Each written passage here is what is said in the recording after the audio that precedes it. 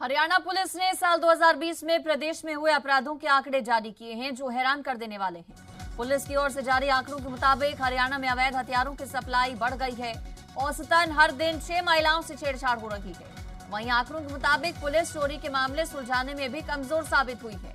जबकि पुलिस ने दावा यह भी किया है कि 2019 के मुकाबले 2020 में क्राइम कम हुआ है। हरियाणा पुलिस का दावा है कि 96% दुष्कर्म, छेड़छाड़ और दहेज हत्या के केस सुलझाए गए हैं। वहीं चोरी के मामले 75% तक सुलझाने का दावा पुलिस कर रही है। महिला अपहरण के 87% मामले सुलझाने का दावा पुलिस ने किया। नशीले पदार्थ की तस्करी में 2019 के मुकाबले 2020 में पुलिस ने काफी ज्यादा मात्रा में नशीले पदार्थ बरामद किए हैं।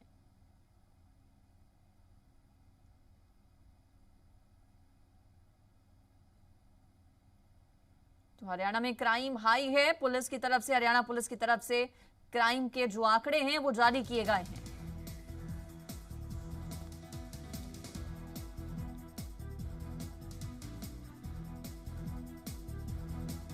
और इस पर मेरे साथ रिटायर्ड पुलिस अधिकारी रमेश यादव जुड़ गए सीधे। बहुत स्वागत है रमेश जी आपका। सर, हरियाणा पुलिस की तरफ से जो आंकड़े जारी किए गए हैं, कैसे देखते हैं आप उन्हें, क्या इस पर कहेंगे?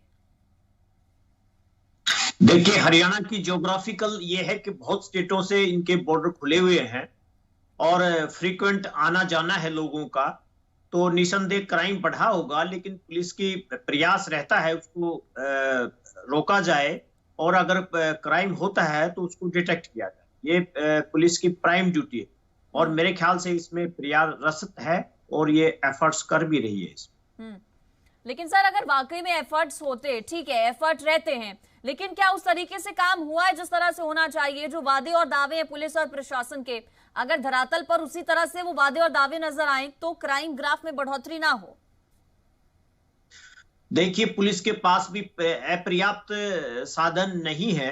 उन्हीं साधनों में से इनको काम चलाना पड़ता है और अपने स्टाफ की भी कमी है, व्हीकल्स की भी कमी होती है। और हमारे हरियाणा में चारों तरफ बॉर्डर्स ऐसे फ्रीक्वेंट है जैसे आवागमन बहुत रहता है और उससे अनजान आदमी का डिटेक्ट होना या उसको ट्रेस करना थोड़ा सा मुश्किल काम है। लेकिन पुलिस के पास अपने रिकॉर्ड होते हैं, उनकी सहायता से और उन तक अपराधियों तक पहुंच पाती है। रमेश जी, यानी कि रिसोर्सेज की कमी है, आप ये कहना चाह रहे हैं, जिस वजह से पुलिस पिछड़ जाती है कई बार? हाँ, क्योंकि अपराधी आजकल बहुत सोफिस्टिकेटेड हैं, अच्छे उनके पास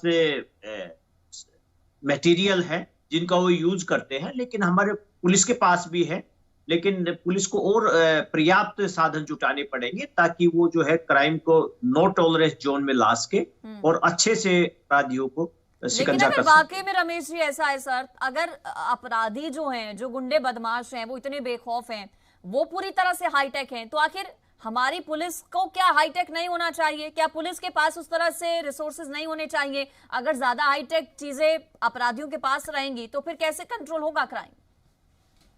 देखिए, पहले से पुलिस के पास काफी सुधार हुआ है, लेटेस्ट वेपन्स भी है, मगर ये और गुंजाइश है इनको सुधारने की ताकि जो है एक सुचारू रूप से काम कर सके और एक आधुनिक हथियार हो इनके पास, सामग्री हो, इन्वेस्टिगेशन किट्स हो। तो ये चीजें होने से मुझे उम्मीद है कि इन पे काबू पाया जा सकेगा और पुलिस का प्रयास निरंतर रहता है ताकि अपराधियों पर काबू कर सके। जो महिलाओं से रिलेटेड जो क्राइम है उनमें बहुत ज्यादा बढ़ोतरी हुई है, चाहे डोमेस्टिक वायलेंस हो, दहेज प्रताड़ना का मामला हो, छेड़छाड़ का हो, हत्या का हो। महिलाओं के खिलाफ अपराध आखिर इतना क्यों बढ़ रहा है? इस और क्या लगता नहीं है कि कदम उठाए जाने की जरूरत है आगे बढ़कर कुछ और? निसंदेह इसमें कदम उठाने की गुंजाइश है, लेकिन हमारे हरियाणा में माइग्रेटेड लोग बहुत हैं जिनका पुलिस के पास भी शायद डाटा कलेक्ट करना और उसको अपडेट रखना थोड़ा मुश्किल है। उन्हीं में से इस तरह के अपराध पैदा होते हैं और जिनमें पुलिस को भी थोड़ा सा प्रॉब्लम, समस्या आती है कि उनको डिटेक्ट करें, उनको पकड़े। मगर ये जो है, ये फिल्ट्रेशन जो पॉपुलेशन का है लोगों का, हरियाणा में जैसे हमारी दिल्ली बॉर्डर है, यूपी बॉर्डर है, इनसे लोगों का आना जाना है, इससे थोड़ा समस्या रहती है। लेकिन सर, सिर्फ यही रमेश जी, सिर्फ यही कहकर तो पल्ला नहीं झाड़ा जा सकता ना सर। सभी जितने भी राज्य हैं, सभी की सीमाएं पड़ोसी राज्यों से, एक दूसरे के राज्य से लगती है, सटी हुई रहती हैं। आना जाना सभी राज्यों में एक दूसरे के रहता है। तो सिर्फ ये कहकर कि बहुत ज्यादा भारी लोग आते हैं इसलिए नहीं हो पाता, ये क्या सही लगता है? नहीं, महिलाओं के प्रति तो हमें जीरो टॉलरेंस रखना ही पड़ेगा। और हमारे पुलिस स्टाफ को पेट्रोलिंग वगैरह, विजिबिलिटी वगैरह, ताकि लोगों में एक कॉन्फिडेंस रहे, वो तो रखना पड़ेगा हमें। और ये विजिलेंस, विजिबिलिटी रहने से ही पब्लिक में बड़ा कॉन्फिडेंस आता है, और खासकर महिलाओं में। तो ये तो हमें बढ़ाना भी पड़ेगा। और इसके अलावा और पुलिस जीरो टॉलरेंस रहती है इसमें, तत्पर कार्रवाई करती है महिलाओं के बारे में। और मुझे लगता है कि आगे आने वाले टाइम में ग्राफ कम जाएगा। इसके अलावा जो रिकॉर्ड हरियाणा पुलिस की तरफ से जो फिगर्स रिलीज किए गए हैं, सरकारी जो कर्मचारी हैं उनके खिलाफ जो क्राइम है, उन पर जो हमले हैं वो बढ़े हैं। आखिर ऐसा क्यों कि सरकारी कर्मचारी प्रदेश में सुरक्षित नहीं है? देखिए, हमारा देश एक डेमोक्रेटिक कंट्री है, हर एक को कहने का अधिकार है। मगर कई बार क्या होता है कि कोई व्यक्ति अपना आवेश में कुछ ऐसी हरकत कर देता है जिससे वो सरकारी अधिकारी पे अटैक कर देता है। मगर उसके कानून में वो भी प्रावधान है, और उसके खिलाफ प्रॉपर एक्शन होता है इसमें, और लीगल एक्शन होती है, और वो मैटर कोर्ट में भी जाता है, और उसमें कोर्ट पूरा स्ट्रिक्ट एक्शन लेता है इसमें। इसके अलावा सर, अवैध हथियारों की जो सप्लाई है प्रदेश में वो बढ़ी है। इससे पहले आप भी जिक्र कर रहे थे बॉर्डर एरियाज का, तो क्या लगता नहीं है कि अगर बॉर्डर एरियाज के थ्रू इस तरह की एक्टिविटीज अगर संचालित हो रही हैं तो वहां पर अतिरिक्त पुलिस बल की तैनाती होनी चाहिए, जो चप्पे चप्पे पर, हर चीज पर, हर एक एक्टिविटी पर निगाह रख सके वहां से? मेरे ख्याल से अवैध हथियार के बारे में आदमी जो पकड़ा जाता है वो तो अपराधी है ही है, लेकिन उसके सोर्स को भी हम डिटेक्ट करते हैं। जब तक सोर्स डिटेक्ट नहीं होता है तो वो पूरा एक सिंडिकेट बाहर नहीं आ पाता। तो मुझे लगता है कि ये थोड़ा सा डिटेल करना पड़ेगा, और ये सोर्स तक जाना पड़ेगा, ताकि ये हमारे हरियाणा में खासकर जो अवैध हथियारों का धंधा है ये बंद हो, और उनके खिलाफ सख्त से सख्त एक्शन हो। सर, इससे पहले आपने चुनौतियों का जिक्र किया था।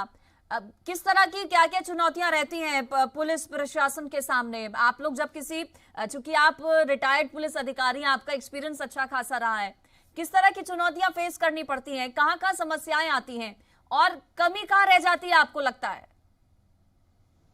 देखिए, अपराधी पकड़ा जाता है, मगर उससे आगे लीड मिलना जरूरी है। क्योंकि जो है कानून में कोई हार्डशिप का या किसी और तरह के बर्ताव का अधिकार नहीं है, तो कई बार जो है सोर्स तक पुलिस नहीं पहुंच पाती है। उसमें साइंटिफिक इन्वेस्टिगेशन और पूछताछ होती है, लेकिन वो आखिरी जो है सोर्स तक नहीं पहुंच पाती, जिससे उसमें मुकम्मल सफलता नहीं मिल पाती, और हम आखिरी टारगेट तक नहीं पहुंच पाते। इसके अलावा सर, लगता नहीं कि कोई ऐसे भी कदम उठाए जाने चाहिए, क्योंकि रोजाना हम प्रदेश के अलग अलग जिलों से इस तरह की खबरें बताते हैं, सुनते पढ़ते हैं कि बेखौफ बहुत ज्यादा हो गए हैं गुंडे बदमाश। कोई खौफ पुलिस का, प्रशासन का, कानून का नहीं रह गया है। वो खौफ कैसे स्थापित किया जाए गुंडे बदमाशों में? ऐसा क्या कदम उठाया जाए कि एक बड़ा संदेश जाए सभी के बीच, ऐसे लोगों के? सबसे पहले हमें अपने जो है पेट्रोलिंग बढ़ानी पड़ेगी, क्योंकि जब एरिया में पुलिस दिखाई देगी तो अपराध काफी हद तक वैसे ही कंट्रोल आ जाएगा, क्योंकि अपराधियों में इतना दम नहीं होता कि पुलिस को देख के और फिर कोई इंसिडेंट्स करे वो। तो मेरे ख्याल से पेट्रोलिंग और पिकेट्स वगैरह हमें बढ़ानी चाहिए जगह जगह, ताकि विजिबिलिटी हो, उसमें अपराधियों में खौफ लगे और पब्लिक में आत्मविश्वास बढ़े कि हाँ, हमें पुलिस दिखाई दे रही है, अगर कोई बात होगी तो हम मदद ले सकते। बिल्कुल सर, कोई, चूंकि आपका अच्छा खासा एक्सपीरियंस है, आप मौजूदा जो पुलिस अधिकारी हैं, जो पुलिसकर्मी हैं, उनको कोई मैसेज, कोई संदेश हमारे माध्यम से देना चाहेंगे? पुलिसिंग सिस्टम में किस तरह से आपको लगता है कि सुधार हो, व्यवहार में किस तरह से सुधार हो?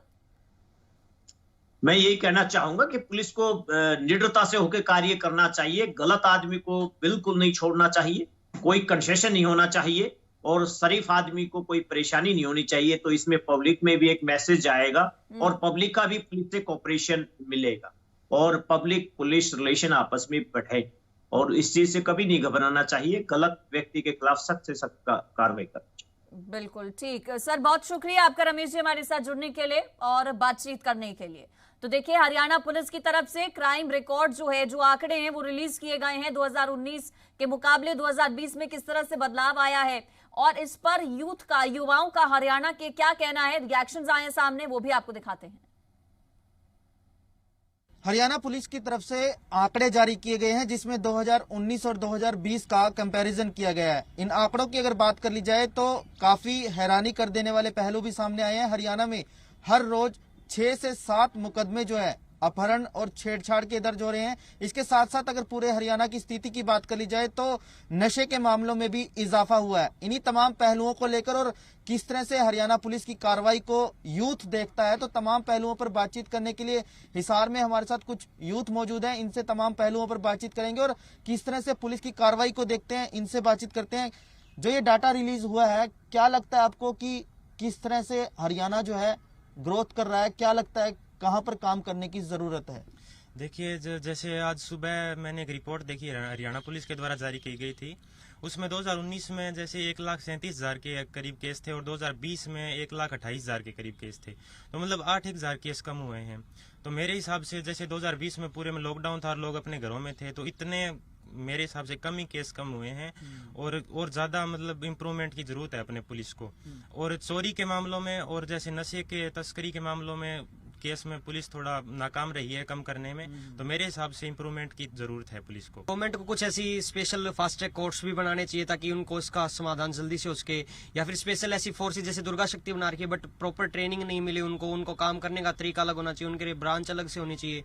फिर कुछ एक जागरूकता लाने की जरूरत है, क्योंकि हमारे जो लोकेलिटी देखे जाए, हम गाँव से बिलोंग करते हैं, तो पूर्ण जानकारी नहीं है लोगों को कि भी किस तरह से काम करना चाहिए देखा जाए। उसके अलावा अगर देखा जाए तो कुछ फीसदी तक केस कम हुए हैं, जैसे 75% केस सोल्व भी किए हैं। डिजिटल इंडिया पर भी ध्यान देना चाहिए, जिससे अगर कोई कंप्लेन करता है उससे उसकी लोकेशन को ट्रैक किया जा सके। महिलाओं के खिलाफ अभी अपराध बढ़ रहा है, लॉकडाउन में भी महिला उत्पीड़न के केस बढ़े हैं जो सरकार ने आंकड़े जारी किए हैं, तो इस पर काम करने की जरूरत है। टेक्नोलॉजी डेवलप होगी तो पुलिस अपना काम बेटर परफॉर्म कर पाएगी। और एक मेरे अकॉर्डिंग पुलिस को जो शराब के मामले, जैसे पीछे हमने देखा था कि जो शराब पर जो तस्करी भी हुई थी, बहुत ज्यादा बड़ा मैटर चला था, तो उस पर भी मेरे ख्याल से पुलिस को काम करने की जरूरत है। कारगर वैसे आंकड़े बता ही रहे हैं कि इस फील्ड में इतने कारगर रहे हैं, लेकिन मेन मोटिव ये है कि जब क्योंकि मेन केस है ग्रामीण इलाके से, जो जनता एजुकेशन ले चुकी है वहाँ पे कोई केस नहीं है। इसका मतलब कि हमें ग्रामीण इलाकों को एजुकेशन देनी होगी, जिससे बाई चांस जैसे महिला अपहरण के केस हैं, चोरी डकैती के, ये अपने आप कम हो जाएंगे। कैमरा पर्सन राजेंद्र कुमार के साथ रोहित कुमार, जी मीडिया हिसार।